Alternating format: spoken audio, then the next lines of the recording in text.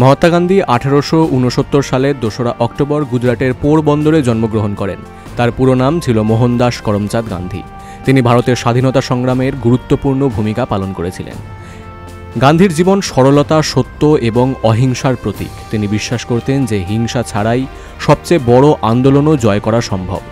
দক্ষিণ আফ্রিকার বর্ণবাদের বিরুদ্ধে সংগ্রাম থেকে শুরু করে ভারতের স্বাধীনতা সংগ্রাম পর্যন্ত তিনি ধারাবাহিকভাবে সত্যাগ্রহ এবং অহিংসাকেই তার অস্ত্র হিসেবে ব্যবহার করেছিলেন।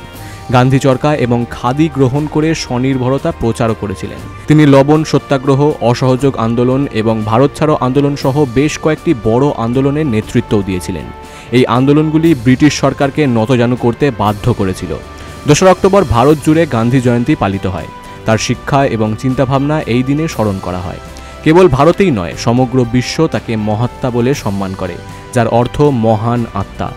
বিশ্ব যাতে তার সত্য ও অহিংসার বার্তা সর্বদা স্মরণ করতে পারে, সেই জন্য জাতিসংঘ 2রা অক্টোবরকে আন্তর্জাতিক অহিংসা দিবস হিসেবে ঘোষণা করেন।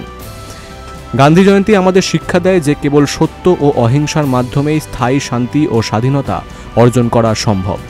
Bureau report, big news Bangla.